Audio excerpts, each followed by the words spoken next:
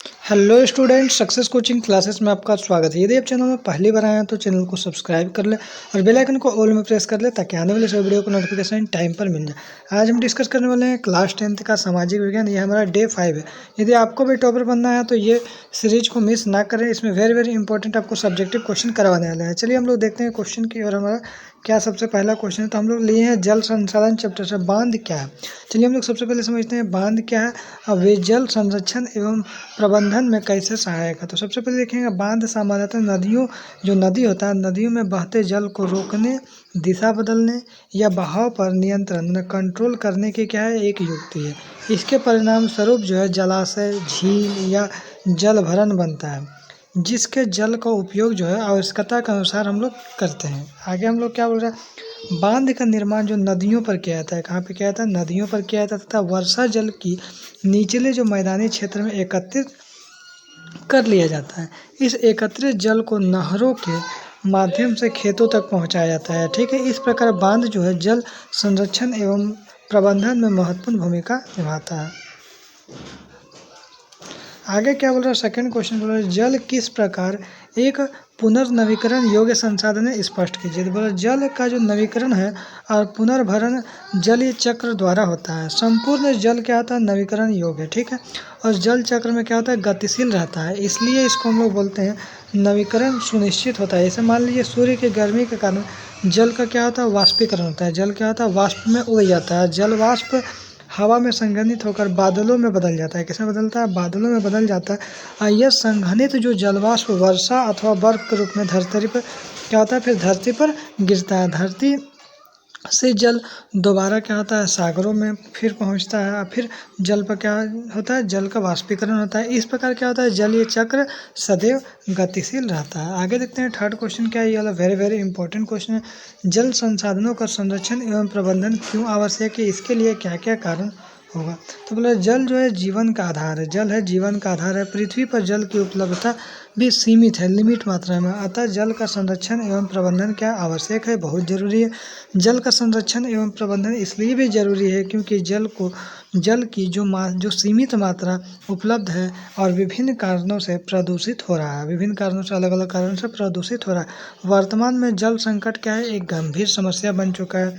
आगे बोल रहा है, जिसका समाधान जल स्रोतों से उचित संरक्षण और प्रबंधन के माध्यम से ही किया जा सकता है। इसके लिए निम्नलिखित कदम हम लोगों को उठाना चाहिए। सबसे पहले हम लोग क्या लिखेंगे, अधिक जल संग्रह करने के लिए अधिक जलाशयों का निर्माण करना चाहिए। भूमिगत जल में वृद्धि करना चाहिए। नदी जल ग्रिड बनाना चाहिए। जल वर्षा का संग्रहण करना चाहिए और जल संभरण तकनीक को अपनाना चाहिए। क्लियर है, ये क्वेश्चन आपको मोस्ट इंपॉर्टेंट क्वेश्चन है, एकदम रिपीटेड क्वेश्चन है। जल दुर्लभता क्या है, इसका प्रमुख कारण या मुख्य कारण क्या है, बहुत बार पूछा गया क्वेश्चन।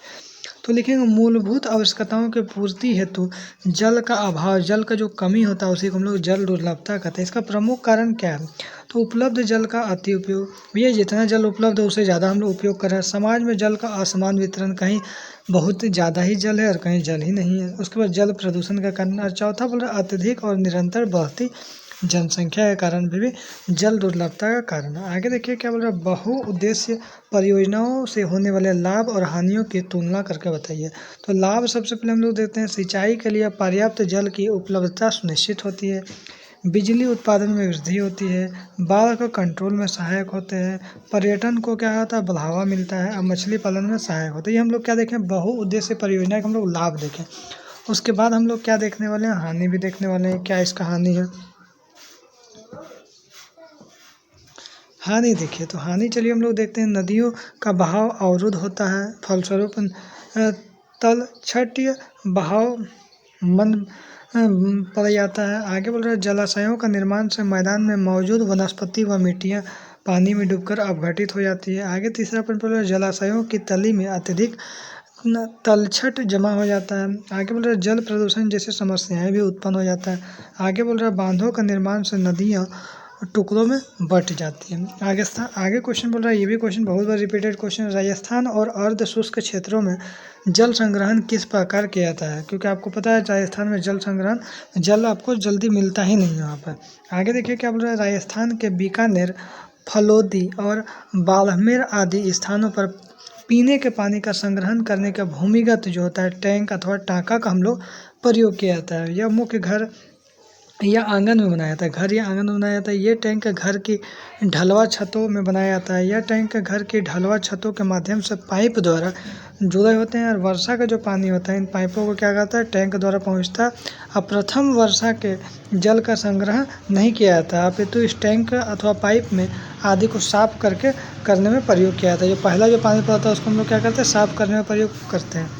आगे बोल रहा है, देखिए यहाँ पर क्या क्वेश्चन है। परंपरागत वर्षा जल संग्रहण की पद्धतियों को आधुनिक काल में अपनाकर जल संरक्षण एवं भंडारण किस प्रकार किया जाता है। तो चलिए हम लोग देखते हैं इसके उत्तर। तो वर्षा जल संग्रहण पद्धति वर्षा के पानी को पीने के लिए इकट्ठा करने की एक विधि है। अधिक जनसंख्या वाले नगरों जहाँ पीने योग्य पानी का अभाव हो तो ये पद्धति अपनाई जा सकती है। इसके प्रारूप इस प्रकार है। सबसे पहले यहाँ देखेंगे, वर्षा के जल को पीवीसी पाइप का इस्तेमाल करके संग्रहित किया जाता है और जो छत से जुड़ा होता है। आगे देखिए, पाइप की सहायता से इस जल को टैंक तक पहुंचाया जाता है। आगे देखिए, पानी को स्वच्छता करने के लिए 3 स्तरीय छनन प्रक्रिया का प्रयोग किया जाता है। चौथा पॉइंट बोल रहा है, टैंक के अतिरिक्त जल कुएं आदि का प्रयोग किया जा सकता है। आगे क्वेश्चन यहाँ पर देखिए हम लोग, क्वेश्चन जो हमारा है, वन्य जीवन एवं वन्य जीव संसाधन क्या है। भारत में विभिन्न समुदायों में किस प्रकार वनों और वन्य जीव संरक्षण और रक्षण का योगदान किया है। बोले भारत में विभिन्न समुदायों द्वारा वनों और वन्य जीव संरक्षण में दिए गए योगदान को निम्नलिखित उदाहरणों की सहायता से स्पष्ट किया जा सकता है। पहले यहाँ पर बोलेंगे, टिहरी के किसानों द्वारा किए गए बीज बचाओ आंदोलन ने सिद्ध किया है कि रासायनिक उर्वरकों के प्रयोग किए बिना आर्थिक रूप से व्यवसाय कृषि संभव है।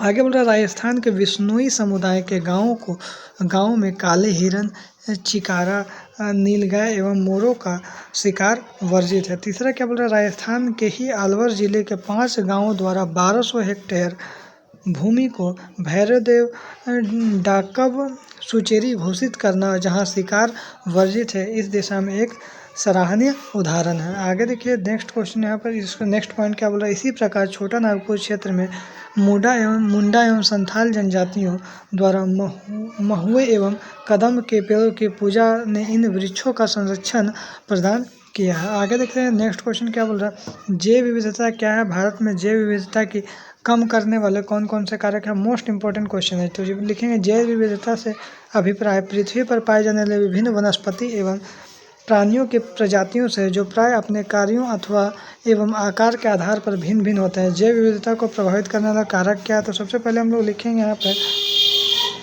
वन्य जीव के आवास को विनाश करना, जंगली जानवरों को मारना एवं आखेटन करना। तीसरा, पर्यावरण प्रदूषण तथा विषाक्तीकरण और दावानल। चौथा पॉइंट हो गया। पाँचवा, संसाधनों का असमान बंटवारा एवं असमान उपभोग। और छठा पॉइंट है, पर्यावरण के रख रखाव की जिम्मेदारी का असमानता।